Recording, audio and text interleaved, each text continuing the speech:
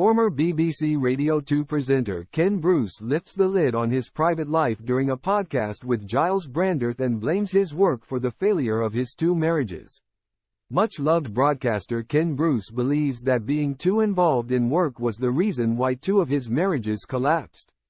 The Scottish presenter opened up about his 3 marriages during the Rosebud podcast hosted by Giles Brandreth. During the episode, Ken blamed being too involved with work, which led to him getting divorced from his first wife, Fiona Fraser, and his second wife, Anne Gilchrist. He told Giles, "I was too involved in my work. I do enjoy doing it."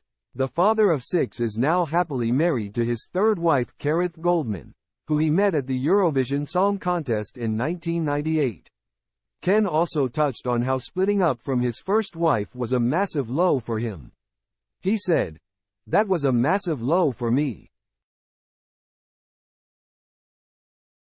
It doesn't come out in work. I actually find work therapeutic. Being on the radio is really helpful."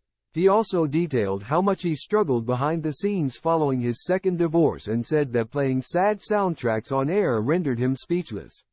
He recalled, "After my second divorce, I found that I was playing records, sad records, like Roy Orbison's Crying or something like that, and it would really bring me down."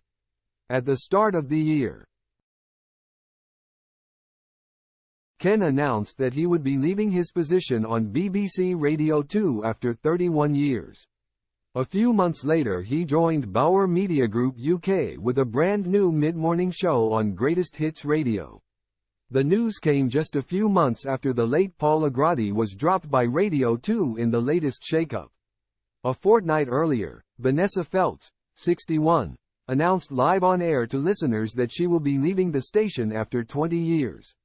Steve Wright, 69, was replaced by Radio 1's Scott Mills last year after 23 years on BBC Radio 2.